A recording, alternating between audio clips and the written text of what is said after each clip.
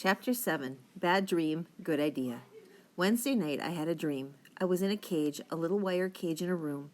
I was on my hands and knees. There were 2 bowls inside my cage. One of them was filled with Cheerios and the other one had root beer. Every once in a while I would bend down and eat a mouthful of cereal and then lick up some root beer. All around me there were little cages with other kids in them. Mark was in one, and Ben Grumson, and there was Marcia and Carl, even Willie. All of us were munching cereal and lapping up soda. Then this tall lady came into the room. She bent down and looked in every cage. She looked in Martha's cage, and when she did, she frowned and said no.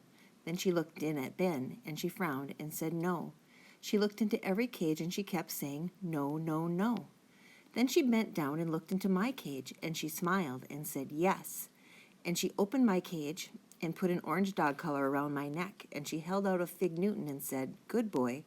And when I sat up, she put the fig Newton in my mouth. I started to chew the fig Newton. Then the tall lady bent down and patted me on the head, and she said, "Now you're my little pet." And when I looked into the lady's face, it was Mrs. Carp. I sat up in my bed, and I grabbed at my neck, and I started yelling, "No, no! Take this collar off me. I'm not your pet. No, no!" And that's when my dad came into my room and turned on the light. "Easy, Jake. It's all right." Dad sat on my bed, and he held onto my arm. "It's all right, Jake. You were just having a dream, that's all. You're Jake, and I'm your dad, and we're right here in our own house. And you're awake now, and everything's all right." I was shaking, and I was all sweaty, and Dad kept holding onto my arm. I was so glad he was there. When I was totally awake, Dad said, "Bad dream, huh?"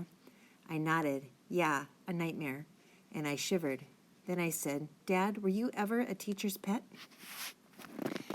He said, let me think. "Yes, I think I was, once, back when I was in 6th grade." My eyes opened wide. "Did you really? Did you want to be?" Dad smiled. "Did I want to be? Yes, I suppose I did. My English teacher was a lady named Mrs. Palmer, and she was very smart. And I guess I thought she was pretty, too. My friend Tim and I stayed after class sometimes to help erase the chalkboards and straighten up her room, little things like that. So I guess we were both teachers' pets." I frowned. "And did she treat you and your friends special or let you get away with stuff?" Dad thought a second and nodded. "Yes, I think she did, at least a little bit. I remember one time when I didn't do my homework and Mrs. Palmer caught me. She frowned at me and scolded me in class and said I had to come in after school. But when I went after school, she just smiled and said, 'Now, you won't do that again, will you, Jimmy?' And I said, 'No.' And then she let me leave, and I always did my homework after that, too." "But what about the other kids?" I asked. "Didn't they hate you for being the teacher's pet?" Dad scratched his head, which made his hair look even more messed up. He said, "I don't really remember. All I remember is how Mrs. Palmer used to smile at me sometimes." I said, "But what if you had a lot of teachers and they were all being super nice to you and you didn't even like the way they smiled? And then all the kids thought you were trying to be all goody-goody. What about that?" "Well..." And then Dad gave this really big yawn. "If I was trying to get the teachers to treat me special, then I guess the kids would be right. But that would be like I was trying to get away with something, because that would be like I was trying to get away with something. But if a teacher decides to be nicer to you than she is to some other kid, then that's not your fault. That's the teacher's fault, because a teacher's not supposed to be nicer to one kid than she is to another, right?" I nodded, and Dad said, "Now listen.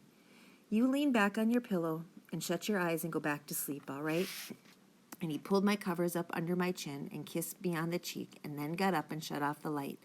"Good night, Jake." "Good night, Dad. Sleep tight." Then I was alone again, and I kept thinking, because Dad was right, a teacher's not supposed to be nicer to one kid than she is to another, or a principal either, and I wasn't trying to be a teacher's pet. I was just being myself, so it wasn't my fault. And even when I had tried to be bad, that hadn't worked either, because I'm not bad and everyone knows it. And then I got a big idea. It was big and it was simple, but would it work? Maybe it was too simple.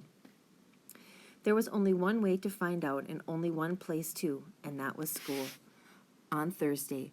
So first I had to go back to sleep, and that's what I did, and I didn't have any more dreams about orange dog collars.